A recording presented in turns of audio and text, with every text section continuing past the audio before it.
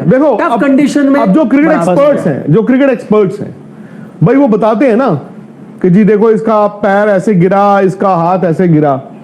आप शुभमन गिल की दो विजुअल निकालो, लॉर्ड केएल राहुल का भी निकालो और आप किसी एक आधे और का निकालो, आप निकालो। आप वो जो जिसमें शुभमन ने 450 रन बनाए थे टेस्ट मैच, यार वो ड्रीम बैटिंग होती है, सीधा खेल रहे थे वो ऐसे खड़े, उनकी टांग आती है सीधी, बैट आता है जैसे आपने वो एआई बनाया और टक, ठीक है, वो डिफेंस है या ड्राइव है ये, वर्सेस ये ये 6 बॉलें इन्होंने सेकंड इनिंग में खेली। सेम गोस फॉर राहुल का भी पैर ऐसे आता था और यहां पे भी वो दूसरे दिन आके ऐसे हो गए।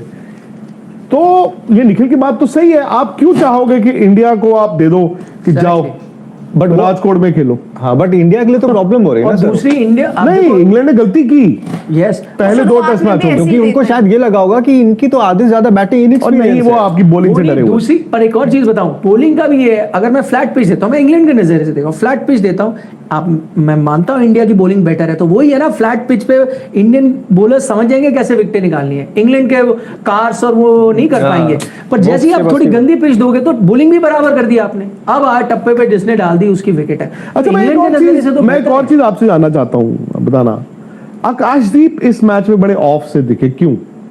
ये वही आकाशदीप है जो यार वहां पे पिछले मैच में उन्होंने यार 10 आउट किए। सर वहां पे कंडीशंस भी थोड़ी हो गई थी ना, बाद लोअर बैक को खास तौर पर उनकी मसाज हो रहा था, एजबेस्टर में तो खूब पेस डाउन थी तो कीपर ऊपर खड़े, नहीं तो आकाशदीप जैसे बॉलर के लिए तो ऊपर नहीं आप खड़े हो सकते ना, नीतीश रेड्डी के लिए खड़े हो मैं समझ सकता हूं। 139-40 से डालते हैं, he was leading the attack. मैंने सिराज के साथ भी देखा है कि then when they were leading the attack वो अलग ही थे, यहाँ वो थोड़े, वो तो आंकड़ों में भी हमने देखा कि बुमराह की शैडो में आ जाते हैं सिराज। बट अगर आप बुमराह के साथ खेल रहे हो तो भाई बुमराह ही लीड करेंगे ना आपकी बॉलिंग यूनिट को। अगर बुमराह 4 ले रहे हैं, आप 5 विकेट लोगे तो ऐसा थोड़ी आपकी बात नहीं होगी। आप नहीं बात होगी, लेकिन आप you start with Bumrah only ना। अब वहां पर ये भी हुआ था कि हमने देखा था सिराज के पहले आकाशदीप आ गए थे, ठीक है ना, हो सकता है फिर वो ये भी बात हो रही थी यार सिराज क्यों नहीं आया ये वो, लेकिन ठीक है आप वो कॉम्बिनेशन आप उस हिसाब से अपना स्पेल काउंट करते हो ना। कप्तान देखता है भाई हमारा पहला बॉलिंग चेंज क्या होगा। जब प्रसिद्ध खेल रहे थे, प्रसिद्ध जब आए थे वहीं से खुला था गेम, लेकिन यहाँ पे आपने प्रसिद्ध को फिर ड्रॉप किया, फिर आप सिराज को लेकर आए, आकाशदीप को अंदर लेकर आए, आपने उस हिसाब से प्लान किया था। वो मुझे नहीं लगता, मुझे लगता है शायद वो विकेट उनको सूट नहीं कर रही थी। दूसरा जो आपने बताया, आई थिंक वो ओवर बोल्ड भी थे, वो तो मैंने देखा, वो सिराज तो यस, सेम चीज गोज विद बुमराह। लीड्स में हमने देखा था पहली इनिंग में बुमराह और सेकंड इनिंग में बुमराह, आपने उनको विकेट भी नहीं मिली, फिर आपने लास्ट के 80-82 रन उनको गेंदबाजी भी नहीं दी थी। फिर वो अगर वो ओवरबोल्ड होते हैं तो फिर वो उस हिसाब से फिर अपनी गेंदबाजी भी नहीं कर पाते। आई थिंक वो रहा होगा। और विकेट के ऊपर में जैसे जोफ्रा आर्चर भी वैसे ना, उनको आप लंबे स्पेल से नहीं होते, छोटे छोटे स्पेल्स हो गए वो काम करेंगे। बेन स्टोक्स अलग है, बेन स्टोक्स तो सर हमारी जो फर्स्ट टेस्ट में सेकंड इनिंग थी वहां पर 6 आउट हो गए थे, हम ये होप कर रहे थे यार काश एक वो कोलैप्स हो जाए, बट उसके लिए बुमराह बॉल डाले तब तो वो कोलैप्स हो। बेन स्टोक्स ने तो ऑन द ट्रॉट वो इतनी गेंदबाजी की। लेकिन ये जो इंडिया, अब क्योंकि हम बात कर रहे थे कि डीप बैटिंग के लिए जाता है, सर अब तो 8 नंबर तक बैटिंग है, तब भी आप फर्स्ट बैटिंग से रहे हो। 198 विकेट पे, इस पे मुश्किल था, पर इतना नहीं कि आपके 8 नंबर तक बैटर्स हैं आप कर ना पाओ। तो अभी भी अब आप बैटिंग, ये थोड़ी कि सारे बैटर्स ले जाओगे, तो हाउ टू फिक्स दिस? आपके पास है 8 नंबर तक बैटिंग, पर आप फिर भी नहीं इस बार हुआ ये ना, जो मुझे लगता है इस बार हुआ ये कि आपको टेल के बारे में तब आप 8वां तब आप सोचते थे कि यार जब आपके ऊपर से रन आए होते थे फिर आप फंसते थे, फिर आपका एक छोटा ना विकेट निकल जाते थे, आप 100 रन दूर हो, 150 रन दूर हो, अगर आप बड़ा चेस कर रहे हो। यहाँ क्या हुआ, आपके तो रन ही नहीं ना, ऊपर से ही रन नहीं आए, ना आपका ओपन चला, ना आपका 3 नंबर चला, ना आपका 4 नंबर चला, फिर आप सीधा सडनली आ गए, टेल में घुस गए इंग्लैंड। तो आपके पास ऑप्शन ही क्या था? अंडर प्रेशर आ गई टीम वहां पे, जडेजा खड़े हुए एक तरफ से, लेकिन उनको साथ देने के लिए टेल के पास भी थोड़ा सा वो चीज होना चाहिए ना कि वो रुक सके। जब तक बुमराह थे लग रहा था, लेकिन बुमराह वो एक शॉट खेल दिया उन्होंने, उसके बाद पर सर ये जो स्ट्रैटेजी की हम बात कर रहे हैं, चौथी इनिंग, क्या ये इंडिया के लिए नहीं वर्क कर रहा है? अभी तक तो ऐसा था कि जी पहले 2 टेस्ट में वो रन्स लगाते थे और वो फिर एक मोमेंटम के साथ आते थे कि यार हमने वो रन्स लगा दिए, चलो आओ बॉल डालते हैं। अब ये उल्टा था, अब वहां पे इंग्लैंड आपको रन दे रहा है जिसमें आप पहले ही प्रेशर में आ रहे हो, चाहे वो रन आपके 300 है या फिर आपके 198 है। तो क्या ये 4th इनिंग मतलब is not going to work for India? जो आप वो बैटिंग की कह रहे हो ना, इंडियन टीम वो तभी चेंज करेगा जब वो ये स्ट्रैटेजी वर्क नहीं करेगी। अगर आप ये भी सीरीज देख लो तो आपने 6 पारियां खेली हैं, 5 में तो it has work for them ना। 5 पारियों में आपके बैटर्स ने रन बना लिए, एक पारी में नहीं बनाया और आप हार गए।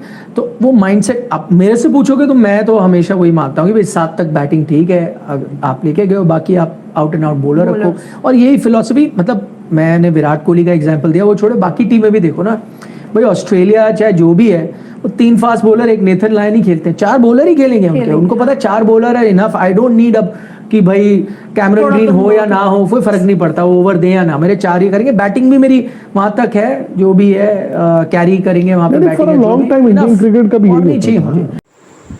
जी, तो आपने सुना है क्या कहा है विक्रांत गुप्ता साहब ने। देखिए उन्होंने बात बिल्कुल ठीक किया है। देखिए अगर इंडिया को आने वाले मैचेस में इंग्लैंड का मुकाबला करना है और जीतना है तो ज़रूरी है उनके लिए कि वो 8वें या 9वें नंबर तक बैटिंग खिलाएं, जिस तरह पाकिस्तान ने खिलाई है इंग्लैंड के ख़िलाफ़।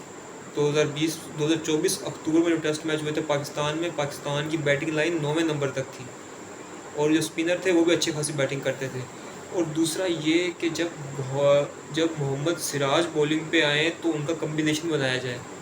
ये क्या कि यानी कि बुमराह भी करा रहे हैं, सिराज भी करा रहे हैं, दीप भी करा रहे हैं, कोई कम्बिनेशन नहीं है। और एक और चीज़ कि ये जो करुण नैयर हैं, इनकी कोई ख़ास परफॉर्मेंस नहीं, इनकी जगह सरफराज खान को खिलाना चाहिए था। सरफराज खान डिज़र्व करते थे, क्यों नहीं किया गया सरफराज खान को सिलेक्ट। इस पे हम मुकम्मल वीडियोस बनाएंगे। इनजस्टिस विद सरफराज खान की मुकम्मल सीरीज़ हमारे चैनल पर अपलोड की जाएगी। देखें, सरफराज खान को खिलाना चाहिए था, करुण नैयर ने कोई ख़ास परफॉर्मेंस नहीं दी, सरफराज खान के साथ ज़्यादती की गई, उसको खिलाना चाहिए था। और दूसरा ये कि शुभमन गिल ने इस मैच में बहुत ही मायूस कुन परफॉर्मेंस दी है, जिसकी मेन वजह यह है कि शुभमन गिल ज़्यादातर मैचेस इंडिया में खेलते हैं तो उधर होती है फ्लैट पिचेस, और जो लास्ट मैचेस हुए हैं दो, इससे थर्ड टेस्ट से पहले वाले, उधर भी फ्लैट पिचेस थी जिधर शुभमन गिल ने स्कोर किया है। लेकिन अगर देखा जाए तो जो लॉर्ड्स की पिच थी तीसरे टेस्ट की, वो ज़रा टफ पिच थी, उधर ज़रा बैटिंग करनी मुश्किल दिखाई दी और शुभमन गिल तो उधर बिल्कुल ही नाकाम दिखाई दिए। देखा ऐसा क्यों है? जब आप अपनी कंट्री में फ्लैट पिचेस बनाएंगे अपने बैट्समैन को सपोर्ट देने के लिए, ज़्यादा से ज़्यादा आपके बैट्समैन रन करेंगे, वो फ्लैट पिचेस के आदी हो जाएंगे। और अगर इंग्लैंड की टीम इंडिया में आती तो यकीनन उनके बॉलर्स ने भी आईपीएल में खेला हुआ है, उनको पता है कैसे विकेट निकालनी है। ये एक बात गलत की है विक्रांत गुप्ता साहब ने कि अगर इंग्लैंड के बॉलर आते तो वो यहाँ पे विकेट ना ले पाते, लेकिन ऐसा नहीं है। इंग्लैंड के मोस्टली बॉलर्स ने आईपीएल खेला हुआ है, वो इंडिया की विकेट्स निकालते हैं। और सरफराज खान को मौका ज़रूर देना चाहिए था। सरफराज खान होते तो आज इंडिया शिकस्त का मुंह ना देखती। इंडिया ये मैच जीत सकती थी अगर सरफराज खान को खिलाया जाता, मगर क्यों नहीं किया गया, इस पर हम मुकम्मल डिटेल वीडियोस बनाएंगे।